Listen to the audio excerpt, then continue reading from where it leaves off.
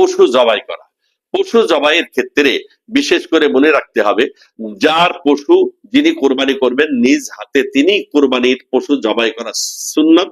এটাই উত্তম তরিকা। নবীজি সাল্লাল্লাহু আলাইহি সাল্লাম নিজ হাতে পশু জবাই করেছেন। হ্যাঁ, অনেকে জবাই করতে ভয় পায়, জবাইয়ের নিয়ম জানি না, তো এই ক্ষেত্রে অপরের দ্বারাই জবাই করাতে পারি।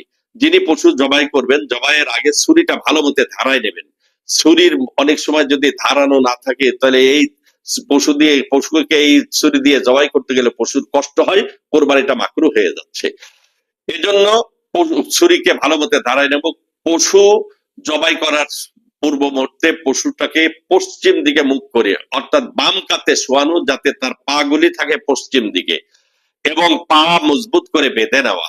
যিনি জবাই করবেন, জবাইয়ের পূর্ব মুহূর্তে মুস্তাহাব হলো দোয়া পড়ে নেওয়া, ইন্নী ওয়াজ্জাহতু ওয়াজহিয়া লিল্লাযী ফাতারাস সামাওয়াতি ওয়াল আরদা হানিফা ওয়া মা আনা মিনাল মুশরিকিন, ইন্না সলাতি ওয়া নুসুকি ওয়া মাহইয়ায়া ওয়া মামাতি লিল্লাহি রাব্বিল আলামিন লা শারীকা লাহু ওয়া বিযালিকা উমিরতু আনা আওয়ালুল মুসলিমিন। আল্লাহুম্মা মিনকা ওয়া লাক বিসমিল্লাহি আল্লাহু আকবার। কমপক্ষে বিসমিল্লাহি আল্লাহু আকবার বলতেই হবে।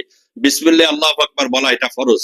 যিনি জবাই করবেন এবং জবাইয়ের সাথে যিনি শরীক হবেন, অর্থাৎ যে জবাইকারীকে যিনি সহযোগিতা করবেন জবাইয়ের জন্য, তারাও বিসমিল্লাহি আল্লাহু আকবার, বিসমিল্লাহি আল্লাহু আকবার, তারাও বিসমিল্লাহি আল্লাহু আকবার বলবে।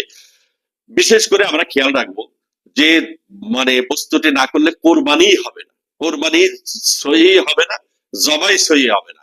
সেটা হলো চারটি বস্তু রগ কাটা জরুরি। একটা হলো কণ্ঠনালী, আর একটা হলো খাদ্যনালী।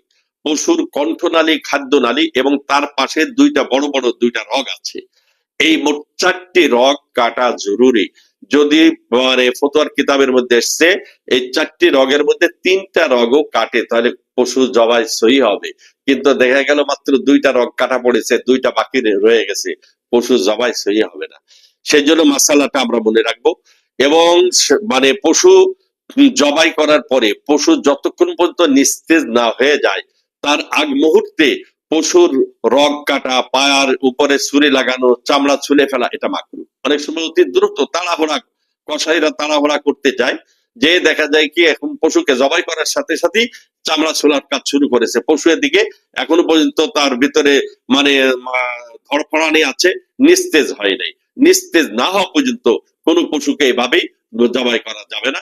পশু জবাই হয়ে গেলে জবাইয়ের পরে জবাইয়ের যে দোয়াটি আছে, দোয়াটি পড়ে নিতে পারলে ভালো। আল্লাহুম্মা তাকাব্বালহু মিন্নি মিন্নি কামা তাকাব্বালতা মিন হাবিবিকা মুহাম্মাদিন সাল্লাল্লাহু আলাইহি ওয়াসাল্লাম ওয়া খলিলিকা ইব্রাহিম আলাইহিস সালাতু ওয়াস সালাম।